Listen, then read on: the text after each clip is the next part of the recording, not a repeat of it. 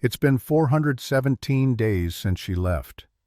I know that because every morning when I open my eyes, I count them like prison marks scratched into memory. I don't keep a calendar anymore. I don't need one. The coffee maker still brews 2 cups out of habit.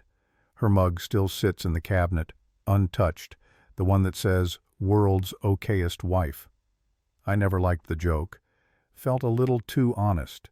She took the ring. Not just any ring, my father's. The one he wore while busting his knuckles fixing Fords in the 50s, passed to me the day I opened my first garage. Said, "Boy, if a man don't earn it, it don't shine right." She pawned it. Got $280 for it. I found the receipt in the trash the day after she vanished. She took our savings, too. $38,122 and some change. Left me $14.03 in checking. Enough for gas and a sandwich if I was lucky. But that wasn't the part that made me sit on the bathroom floor that night. It was the note. One line. "I need to feel alive again." She signed it with a smiley face. "My name is Earl Whitaker. I'm 67 years old, and until a year ago, I thought I had built a quiet life of dignity. 2 kids raised, a house paid off, a good name in town.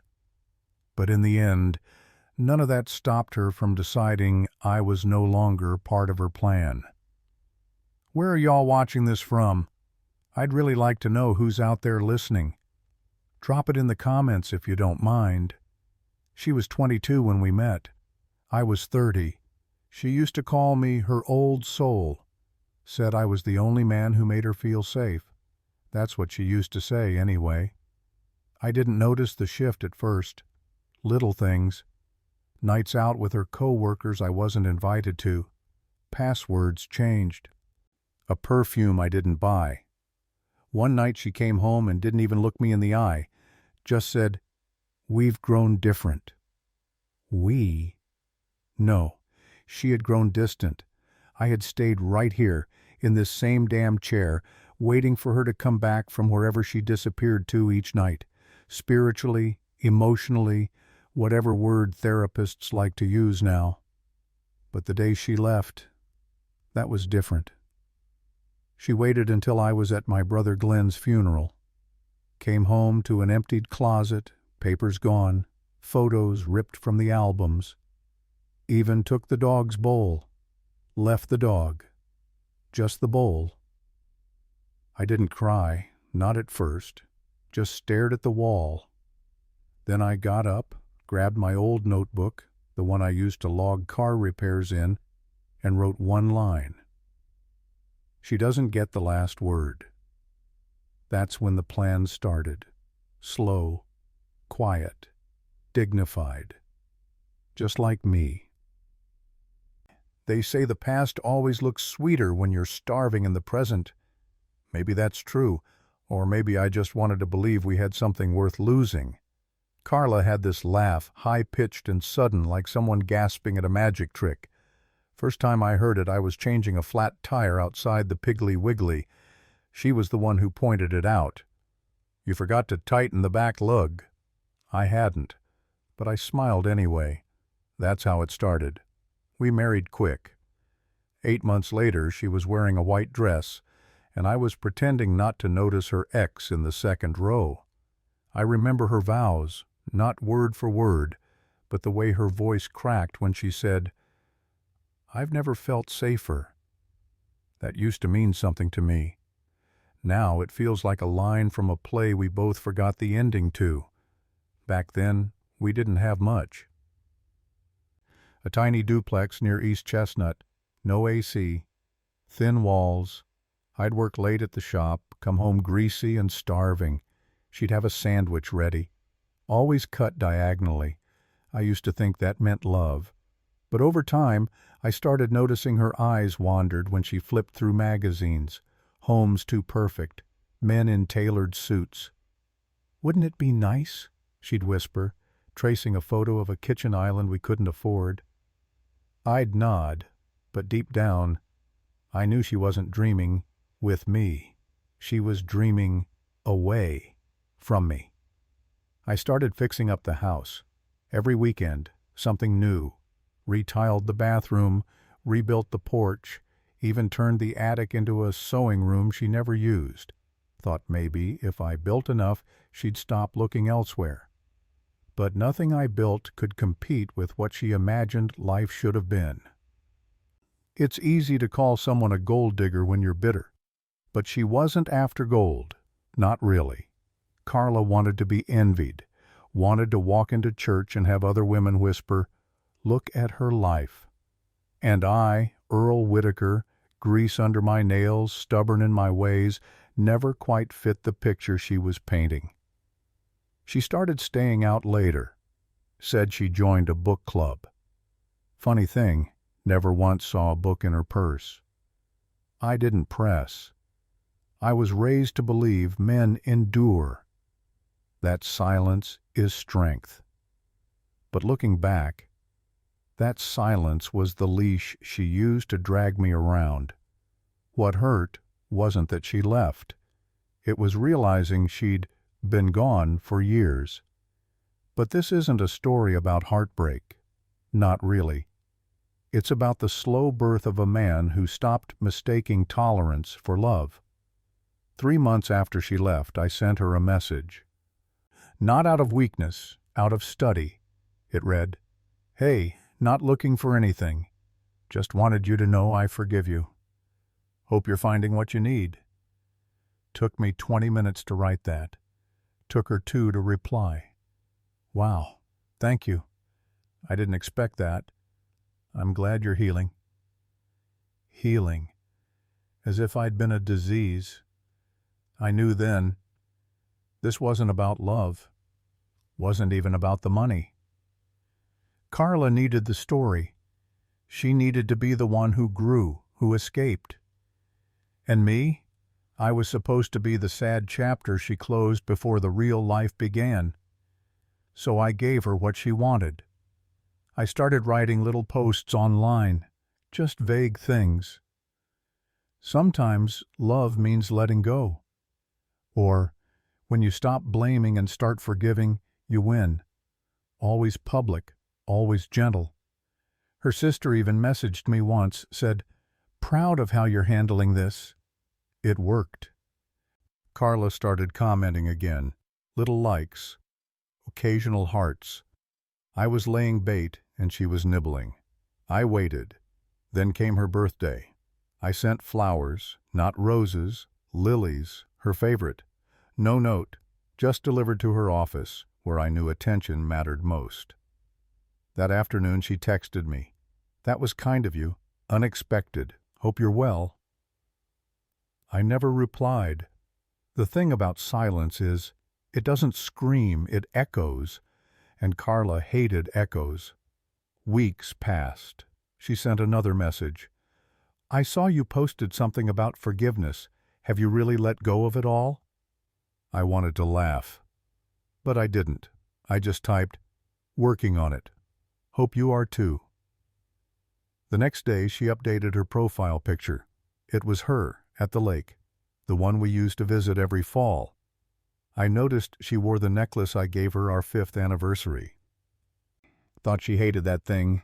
You see, revenge isn't always fire. Sometimes it's fog, slow, chilling, seeping into the cracks they thought they sealed. This wasn't about getting her back. It was about dismantling the image she'd tried to sell, to me, to herself, to everyone else. The man she walked away from wasn't broken. He was waiting. I never lied. That's important. Never once said a false word. I just chose what not to say. It started with Debbie, Carla's sister. We bumped into each other at the food mart. She looked surprised, like she'd seen a ghost in overalls. "Earl," she said, touching my arm. "I heard. I'm so sorry." I gave her the softest smile I could muster. Some things fall apart, but I'm grateful for the years we had. She hugged me, tight, like she was apologizing for something she didn't do. A few days later, I sent a thank you note to Pastor Green, the man who married us 35 years ago. Just a simple card. Still grateful for that day. Some things change. God doesn't. He called me the next Sunday, asked if I wanted to catch up sometime. I accepted. We met at a diner. I didn't say much about Carla, just sipped my coffee and said, "People drift. I wasn't enough for her anymore." Then I stared out the window like I was trying not to cry. I watched his face tighten. He didn't say it, but I knew. A man like him believes in vows, believes in keeping. Word got around. It always does in towns like this. I didn't have to speak her name. Other people did that for me. Old friends of ours, Ronnie and Mags, sent me a pie. Just showed up on my porch one day with a note. "Still rooting for you, Earl." They didn't say her, just me. I knew she'd feel it. Carla was many things, but oblivious wasn't one. She kept tabs. She needed the world to think she was growing, glowing, thriving. And now all her reflections were bending in the wrong direction. She posted less. No more quotes about healing or new beginnings. Her selfies started to disappear. No more parties, no brunches, just quiet. I imagined her at her desk, scrolling, reading things I didn't say out loud, feeling the weight of what people were starting to wonder. Why'd she really leave Earl? Did he ever get that money back? Hard to believe she just up and vanished on him like that. That's the thing about dignity. It doesn't raise its voice. It just walks into a room and makes everyone else whisper. Micah called me on a Thursday, out of nowhere.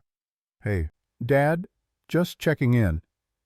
I could tell he was at work, whispering, probably hiding in the break room. That's how our calls usually went. Quick, polite, half a mile deep. "Everything all right?" I asked. "Yeah, just thought about you. Haven't seen you since, you know." I knew. Thanksgiving. The one where he brought that casserole no one touched and left before dessert. Micah was never one for confrontation. Even as a kid, he'd hide under the porch when me and Carla argued. He got that quiet from me, but he gave it a different shape. His quiet was avoidance. Mine was control. "I'm all right," I said. "Just fixing the back fence. Keeps leaning in." "That old thing still up?" "It leans, but it holds." We both let that line hang. He knew what I meant. Then there was Lacey. She didn't call. She came. Knocked on the door one Saturday with a bag of groceries and a look that said she wasn't buying the story her mother sold. "She said you were getting mean," Lacey told me over soup. "Said you stopped talking. Got cold." I didn't defend myself. Just nodded and said, "I was quiet. That part's true." Lacey stirred her spoon, stared hard into the broth. "She's seeing someone. Guy named Jared. Young. Too young." I didn't flinch. "She told me not to talk to you about it. Said you'd get in my head." I smiled. "Well, that ain't my style." "You okay?" she asked. "No," I said, "but I'm not broken." That seemed to land somewhere deep inside her. She started coming more often after that, bringing her boy, Jonah, who'd always loved tinkering in the garage. We fixed up an old lawn mower together, him and me. He called it the Beast. Micah came for Christmas, brought a bottle of something fancy I couldn't pronounce. We played cards like we used to. He didn't say much, but he stayed longer than he meant to. I could tell. Carla always believed people could be swayed by spectacle. I knew better. People are drawn to what doesn't beg to be believed. Just like gravity. I never asked my kids to take sides. I didn't need to. I just made sure that when they came looking for something real, I was standing right where they left me. Jared. That was his name.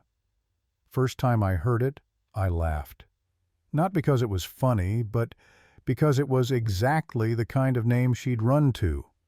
He was younger, not by decades, but enough to matter. The kind of young where your back hasn't betrayed you yet, and your ideas still feel like facts. He had the look, too. Pressed shirts, spotless boots, a watch that probably cost more than my transmission kit. People in town didn't say much, but they didn't have to. You can see the shape of a scandal by the way folks avoid it. Like everyone got the same memo. Don't bring up Carla's new man around Earl. I didn't ask, but I noticed. He started showing up in places I used to take her. Same coffee shop, same trail by the river, even showed up to the fall festival with his arm around her waist like he'd won a prize pig.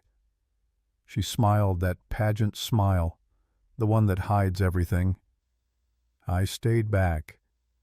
Didn't wave, didn't scowl, just watched.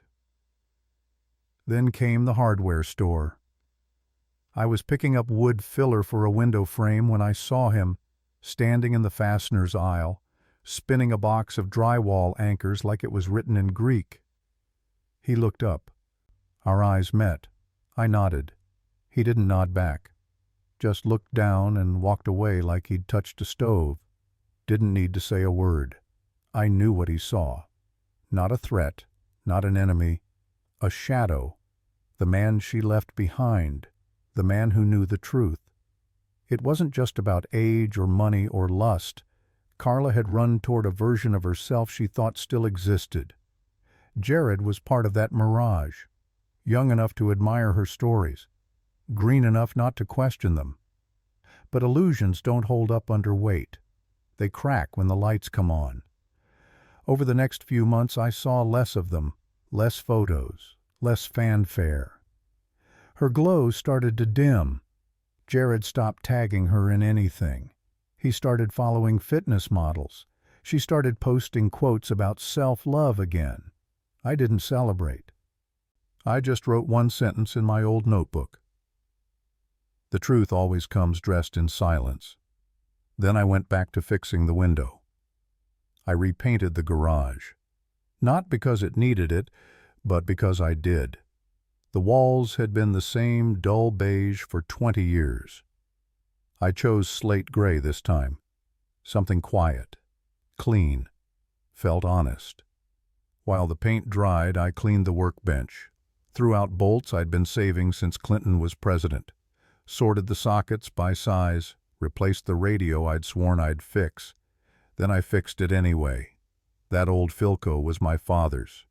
Sat in the corner, half-gutted, for a decade. I used to say I didn't have the parts. Truth was, I didn't have the reason. But now, every time I turned a screw or soldered a wire, I wasn't fixing it. I was putting myself back together. I even went fishing. Alone.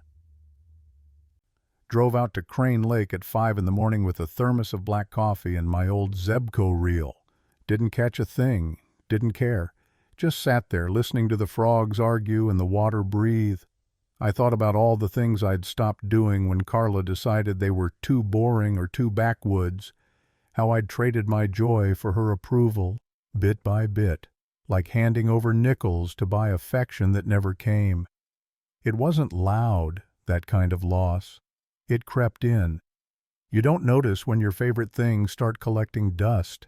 You just get used to looking past them.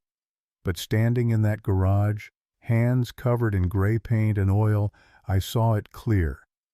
She didn't just take the ring, the money, the stories. She took pieces of me, not by force, but by invitation. I gave them up trying to be enough. And now I was reclaiming them. One drawer, one cast iron skillet, one forgotten fishing lure at a time. I didn't need applause, didn't need forgiveness. I just needed to look in the mirror and not flinch. I wasn't looking for anything. Just digging through the attic for a fan motor I thought I'd stashed years ago. Instead, I found a box I didn't recognize. Plain. duct taped shut. Inside, receipts, instruction manuals, warranty cards for blenders we no longer owned, and one letter. Folded once. No envelope. Just, "Don't read this unless I'm gone," scribbled across the front in that messy handwriting she used when she was mad or scared. It wasn't meant for me. It was meant for herself. I sat on the attic floor, knees aching from the climb, and read it by flashlight. She wrote about fear, about feeling small in a life that looked fine on paper, about how sometimes she looked at me and saw safety, and other times she saw a cage. She said I was steady to a fault, that I didn't chase her, didn't fight for her the way she wanted. And then she wrote something that lodged in my throat. "I know Earl loves me. I just don't know if I love being loved like that." She signed it with her full name, Carla Marie Whitaker, like she was reminding herself who she used to be. I didn't cry. I didn't rage. I just sat there. And for a minute I remembered the girl who danced barefoot in our first apartment, who made grilled cheese with too much butter, who used to whisper, "Promise you'll never leave me." I folded the letter and put it back in the box, didn't burn it, didn't keep it, just left it up there, buried in things neither of us needed anymore. Then I walked outside. The air was thick with late summer, heavy with the smell of grass and gasoline. Somewhere down the block, a sprinkler ticked. I stood barefoot on the porch, let the boards press into my soles, and I breathed. Not because I'd forgiven her, but because I'd stopped holding my breath. It started with a message from Linda, the woman who runs the pharmacy. "Earl, just wanted to say, you've handled all this with real grace. Not many could." I read it twice, not sure what to do with it. I hadn't posted anything new, hadn't spoken about Carla in weeks, but people were watching. Not what I said, what I didn't. A few days later I ran into Ed from the Elks Lodge. He used to play poker with Carla's dad. We hadn't talked in years. He clapped me on the back and said, "Still driving that old Silverado?" "Runs just fine," I said. He nodded. "You do too. You know, folks around here, we talk. And between you and me, I think you dodged a bullet." That's how they said it. Like I'd survived something. Like I was the one who got out. One morning I found a casserole on my doorstep. No note, just warm, covered in foil, with my name etched into the top with a butter knife. It used to be different. People pitied me, couldn't meet my eye. Now they looked at me like I was weathered, not broken, like I'd outlasted something they couldn't name. I realized then Carla had told her story first, but she couldn't control the ending. You can say whatever you want in the moment, but over time, people watch who stumbles and who stands still. I didn't ask to be the noble one, didn't plan it. But something about my quiet shook their version of the truth. Carla had said I was cold, but cold men don't rebuild fences in 100-degree heat, don't fix their neighbor's porch swing just because they noticed it creaked. She had said I was rigid, but rigid men don't let their granddaughter cover their bald spot in sparkly butterfly clips for fun. People saw me, not the man she described, and there's no revenge sweeter than the one where you don't have to lift a finger. Just stand there, being who you've always been, while the mask she wore peels off in public silence. And still, I said nothing, because the loudest truth I'd ever told was the one I never spoke. I drove past the old garage more times than I'll admit, sometimes at night, sometimes slow enough to catch the light above the open sign flicker, just like it used to. Then one Saturday I pulled in. Hadn't walked through that door in 6 years. But the place still smelled the same. Rubber, grease, and coffee brewed too long. Darnell was under a Buick. Young guy, maybe 30, Wore coveralls with my name still stitched on the patch. Hadn't replaced it yet. "Mr. Whitaker," he said, sliding out. "Didn't expect to see you." "Just felt like visiting an old ghost," I said. He smiled. "You built a good thing here. I've just been trying not to mess it up." I walked the floor, touched the old Snap-on cabinet, ran my hand along the dented counter where Carla once dropped a birthday cake because I forgot to buy candles. Darnell showed me the upgrades, digital logs, card reader, online bookings, but he'd kept the pegboard, the cork wall with photos of loyal customers. My handwriting still marked the bottom corner of most invoices. "You know," he said, rubbing the back of his neck, "your wife used to stop by. After everything, asked how you were doing, said she left some things here, never found any." I didn't answer. "She seemed unsure," he added. That's what she always feared most, being unsure. I walked into my old office. Desk was new, chair too, but the window still had the same smudge from where the air conditioner leaked one summer. I traced it with my finger, then stepped back. "You need anything?" Darnell asked. "No," I said. "Just wanted to see if the building still stood." "It does. Stronger than ever." He meant the garage, but it felt like more. On the way out, I noticed a little frame near the register. Inside was a quote I'd scribbled on a napkin during a rough winter in '04. "We fix things here. That includes people." Darnell had kept it, said it reminded him to slow down with folks, listen more, look past the noise. I stood outside a minute, letting the wind hit my back. She used to roll her eyes when I came home late from this place, said it was just a shop. But it was never just that. It was mine. And like everything else she tried to erase, it still held my fingerprints. Lacey told me over coffee. We were sitting on the back porch, her boy kicking a soccer ball in the yard.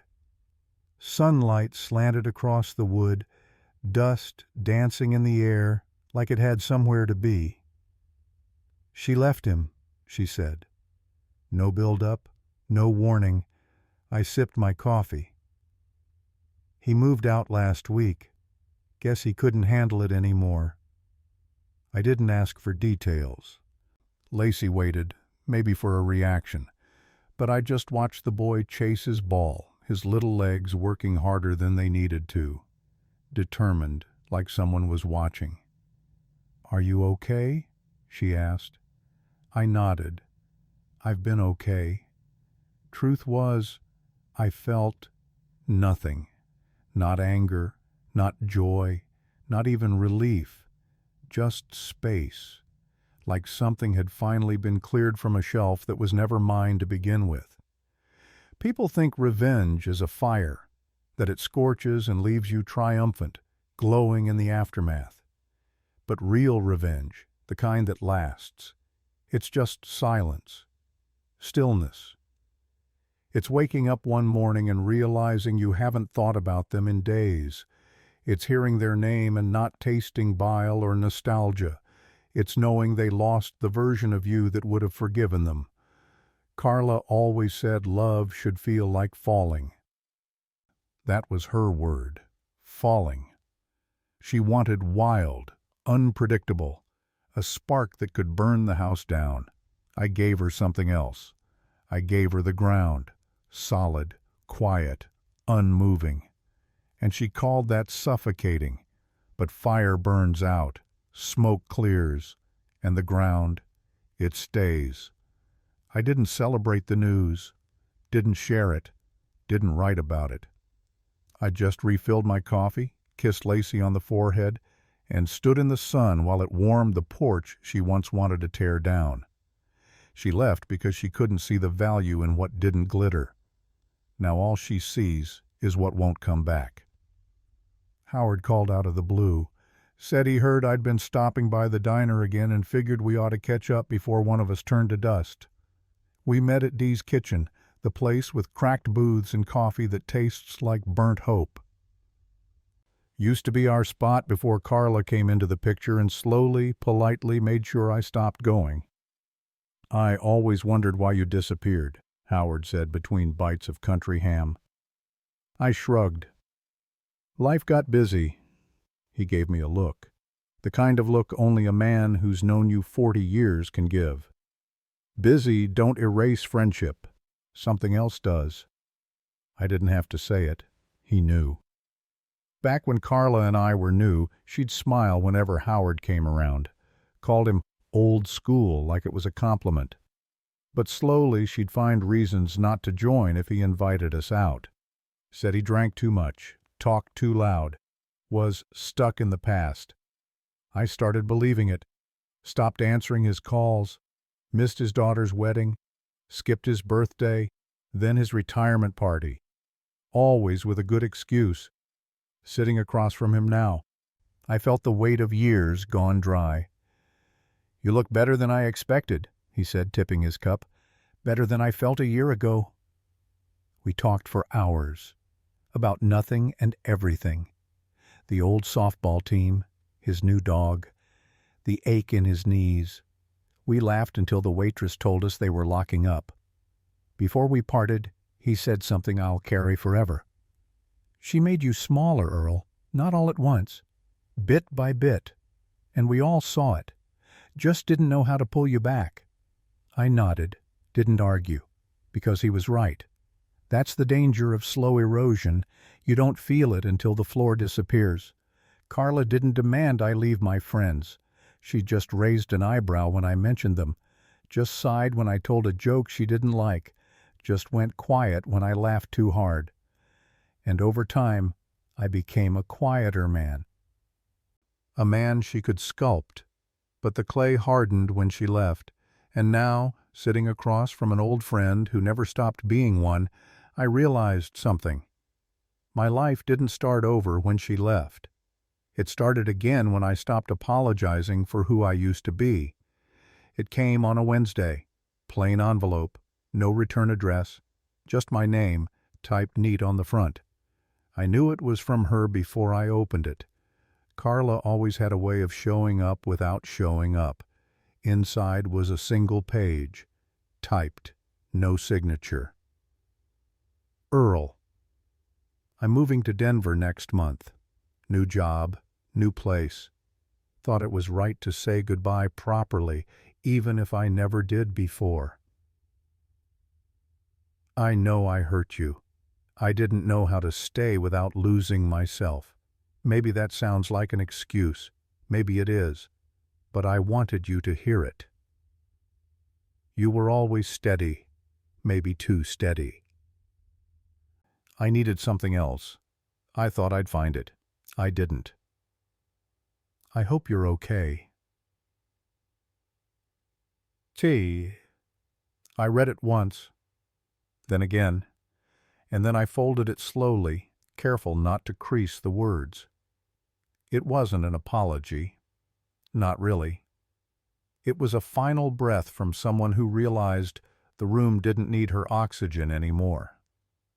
She used to talk about closure like it was a door you slam shut behind you. But closure isn't loud. It's not even about the other person. It's what you find when you finally stop needing a witness to your pain. She wanted me to know she was leaving, that she was starting over, that she chose to reach out. But the truth? She needed to believe she still had a place in my story. She doesn't. I didn't write back. Didn't type anything. Didn't fold the letter into my wallet or place it in the shoebox of old memories. I just set it on the kitchen counter, beside the coffee maker. And later that evening, I used it to catch the oil from a leaky wrench I'd left to drain. That letter, those words, they soaked up something. But not me. Not anymore. Jonah came over on a Saturday, bouncing with the kind of energy only 10-year-olds and golden retrievers have. "Grandpa," he said, holding up a shoebox, "can we build something?" I asked what he had in mind. "A birdhouse, For the tree out front." I smiled. "Then let's do it right." We pulled scrap wood from the pile behind the shed. Old cedar boards from a deck I never finished, nails I'd straightened by hand back when I couldn't afford new ones. The garage filled with the scent of sawdust and sunlight. I showed him how to measure twice, cut once, how to square a joint, how to listen to the grain of the wood before you drive it through. He listened close. Didn't ask too many questions, just watched. "You used to do this a lot?" he asked, holding a plank steady. "All the time," I said. "Built everything from tool sheds to kitchen tables. Did you build stuff for Grandma?" I paused. "Not like this," I said. He didn't push, just nodded. We worked in silence for a while, the kind that's easy, not heavy. I watched him hammer, clumsy, careful, determined. Watched the way his tongue stuck out when he lined up a nail. And for a moment I felt it. Peace. Not the loud kind, not the kind that comes from finishing something or winning anything. Just the soft, steady kind you find when you realize your story didn't end where someone else walked out. We mounted the birdhouse later that afternoon. Jonah picked the branch. I handled the ladder. As we stepped back to admire it, he said, "I hope the birds like it." "They will," I said. "It's made right." He ran off to chase the wind, and I stood there, staring at that crooked little box, proud, like I'd just built a mansion. Carla never understood that about me, that I didn't need applause or candles or grand vacations. I just needed a reason to build. And now, watching Jonah disappear into the grass with his shoes untied and his heart wide open, I knew something I hadn't been sure of in a long time. I still had reasons. I just stopped giving them to people who didn't know how to keep them. I parked by the gate, same spot as last year. The cemetery was quiet, no wind, just the low hum of bugs and the occasional bird overhead. I didn't bring flowers. Glenn hated flowers. Said they were too loud for dead places. I walked slow, hand in my pocket, the dirt familiar under my boots. His stone was just as I remembered, simple, no verse, just his name and the years he bookended, 1951-2024. He always joked he'd beat me to the finish line. I never thought he'd be right. I stood for a while, no words, just breathing, letting the silence sit. Then I sat down beside him. "Thought I'd let you know," I said, voice low. "She's gone. Again." I didn't expect an answer, but I kept going. "She took the money, took the ring, took the good coffee mugs." I smiled. "But she didn't take me, not all the way." A squirrel darted through the grass, tail twitching like it had something to say. I leaned back, hands behind me in the grass. "I thought about breaking," I admitted. "Plenty of nights. Thought about making it messy, loud, getting back the way people do in movies." I shook my head. "But I'm not a movie." I looked up at the sky, clouds moving slow, just like everything else. "I stayed, Glenn. I stayed in my skin, in my house, in my name. She doesn't get to rewrite that." I don't know how long I sat there. Might have been 20 minutes, might have been 2 hours. Time doesn't tick the same in places like that. Before I left, I placed an old spark plug on his stone, one we pulled from our first job together, found it in a drawer last week. "I remember," I said, and that was enough. I didn't look back when I walked to the truck, didn't need to. Some things don't haunt you, they just hold you still until you're ready to move again. The invite came from Margaret, who runs the food pantry. "Just a little gathering," she said. "Come if you feel like being around people." I almost tossed it, but Saturday came, and I found myself ironing a shirt I hadn't worn since Easter. The sleeves were tighter than I remembered. The church basement still smelled like every potluck I'd ever been to. Bleach, crock pots, and that strange sweetness of banana pudding that's been sitting too long. I hesitated at the door. What if they looked at me with that tilt of the head, that quiet pity? What if they whispered her name like it still belonged in my story? But I walked in anyway. First face I saw was Donnie from the hardware store. He raised a paper plate in salute. "About time," he said. "About time," I nodded.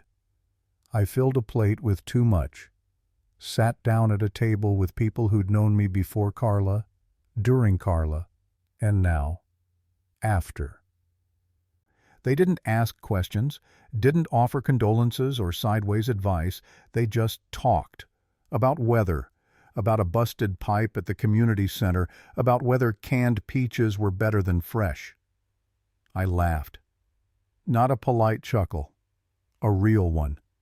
The kind that escapes before you realize you're feeling something again. Martha told me her grandson's been asking about the lawnmower I fixed last summer. "Says it purrs like a cat," she said. Well, I smiled, that cat's got a Briggs & Stratton heart. She cackled. I hadn't heard her laugh like that since before Carla left. Someone passed me a tray of deviled eggs. I took 2, then 3. No one noticed, or maybe they did, but they let me be. By the time I left, my plate was clean and my heart lighter, not healed, just less heavy. I walked out into the night, cool Missouri air brushing against my face, and realized I hadn't thought about her once during dinner, not until just then. And even then, it didn't hurt, didn't burn. It just passed through me like a breeze and kept going. I found the old notebook in the drawer beneath the sink, the same one where I'd written, "She doesn't get the last word." It still had grease smudges on the cover, corners curled like it had been through something, which I suppose it had. I flipped through the first few pages, my handwriting sharp, angry, notes about what she took, what she owed, what I'd do if I ever saw her again. It read like a courtroom transcript, a man on trial with no one to testify but ghosts. I almost tossed it. But then I turned to a blank page, picked up a pen and just started.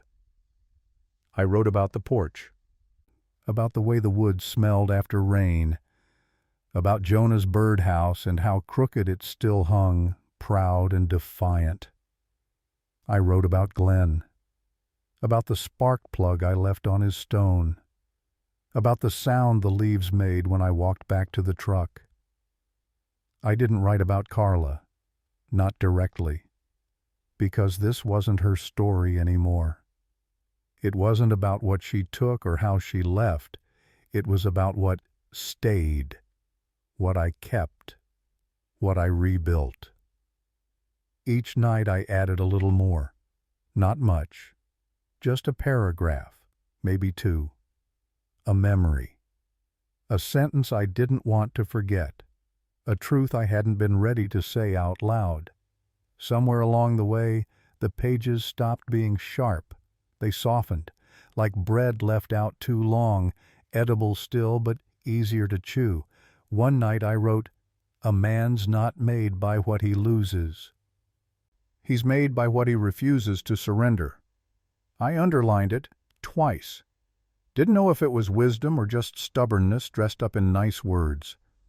But it felt true, felt mine. I didn't care if anyone ever read it, didn't need legacy or applause. I just needed a place to put the parts of me that didn't fit in silence anymore. And for the first time in a long time, I didn't write out of hurt. I wrote because I could. The porch creaked under my weight as I eased into the old rocker. Same one I rebuilt last fall. New slats, fresh stain, stubborn as ever. The air was cool finally. Summer had loosened its grip on Missouri. You could smell the shift, earthy, quiet, like the trees were holding their breath. I sipped black coffee from a chipped mug that used to be hers. She'd hate that I still used it. Said it looked sad. I always liked it. Still does the job. The sun was sinking low, throwing gold across the fence line. The birdhouse Jonah and I built swayed gently in the breeze. Then it happened. A cardinal landed on the perch, bright red, still as stone, watching me like it knew something I didn't. I sat there, hands in my lap, heart not racing, not aching. Just there, present. That's what peace feels like, I think. Not joy, not relief. Just stillness that doesn't beg for more. I thought about everything she took. The ring, the savings, the years. And then I thought about everything she couldn't take. My porch, my stories, my name. She walked away from a man who was always enough, just not loud enough for the life she imagined. But I never needed volume. I just needed truth. And in this quiet, with the wind humming low and the sky folding in on itself, I finally knew something I'd suspected for a long time. I never needed revenge. I just needed to be the last one standing. And I was.